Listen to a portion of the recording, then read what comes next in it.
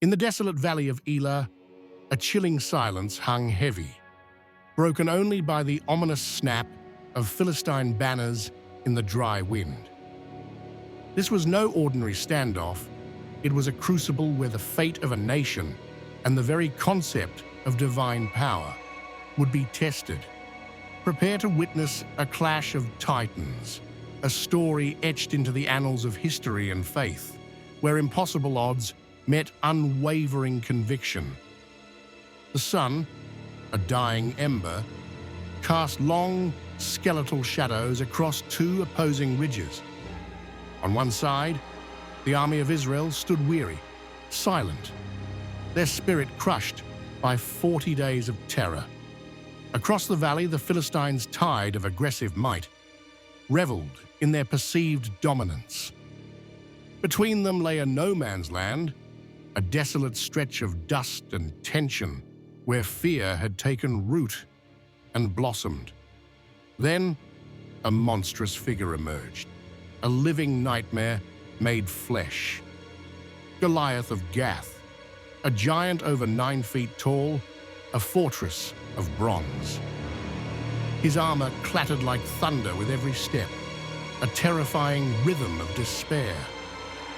His spear, like a weaver's beam, boasted an iron tip heavier than most men's swords. Each morning, each evening, his voice tore through the valley, a guttural roar that echoed Israel's deepest fears. "Send me a man to fight," he bellowed, a challenge, a mockery, a promise of slaughter. Israel's warriors, even the mighty King Saul, felt their courage drain. Helmets rattled, shields trembled, but no one moved. Far from the theater of dread, in the quiet hills of Bethlehem, a shepherd named David tended his father's flock. He was young, perhaps too young for war, yet his eyes held the calm of one who had faced death before. He had confronted lions and bears, protecting his sheep with a courage born of necessity and perhaps divine preparation. When Jesse sent him to deliver food to his brothers on the front lines, David expected the clamor of battle. He did not expect the paralyzing fear that gripped an entire army. He arrived just as Goliath's thunderous challenge ripped through the air once more. The soldiers of Israel shrank behind boulders, whispering tales of the giant's kills, of the reward for any man brave enough to face him. David froze, not in fear, but in disbelief, a righteous indignation stirring within him. "How can you stand there?" David demanded of the cowering soldiers, "while this uncircumcised Philistine defies the armies of the living God?" His brothers scoffed, accusing him of arrogance, but the fire in David's soul only intensified. Word of this audacious shepherd boy reached King Saul, and David was summoned to the royal tent. Saul studied him, this youth with dust on his clothes and an unshakable conviction in his voice. "You are but a youth," Saul warned. "He has been a warrior since before you were born." David's answer was steady, unwavering, a testament to his faith. "When a lion or a bear came for my father's sheep, I struck it down. The God who delivered me then will deliver me now." Something in David's tone, a profound faith, a fearless certainty, moved Saul. Reluctantly, Saul offered his own armor, but David could barely move in it. "I cannot go in these," he declared, removing the heavy pieces.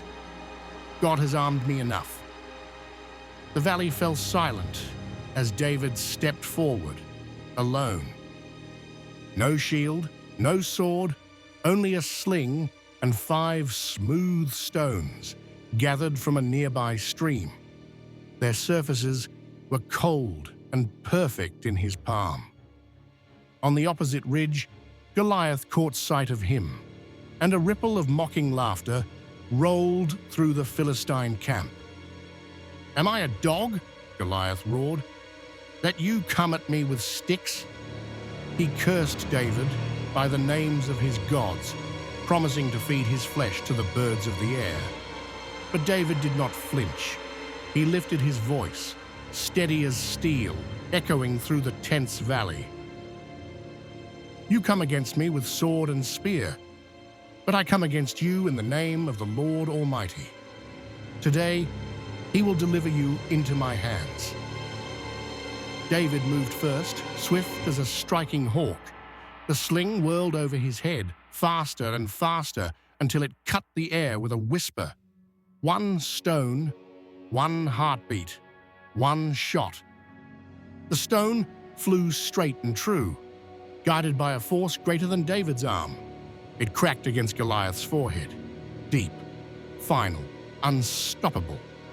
The giant's eyes widened, his body stiffened. With a crash like falling trees, Goliath collapsed, face first, into the dust. Silence devoured the valley. David rushed forward, seized the giant's massive sword, and with a single, decisive stroke, ended Goliath's life. He lifted the severed head high, and a roar erupted from the Israelite ranks as fear transformed into victory. This was not merely a battle won, it was a divine intervention, a testament to faith. David didn't win because he was stronger or better trained. He won because he believed, fiercely, absolutely, that God fights beside those who stand for what is right. The story of David and Goliath is more than an underdog tale. It's a profound religious study, a conflict overview, and an enduring lesson for all. It reminds us that faith outweighs fear, that courage can emerge from the most unexpected places, and that God can use anyone, no matter how small, to accomplish the impossible. To this day is remembered the shepherd boy who stepped into a valley armed with nothing but a sling, 5 stones, and unshakable faith, and walked out a giant slayer. It challenges us to examine our own fears and the giants we face. What seemingly insurmountable obstacles stand in your way? Reflect on David's unwavering faith and courage. How can you apply these timeless principles to your own life? Let it inspire you to confront your own giants with the conviction that, with faith, anything is possible.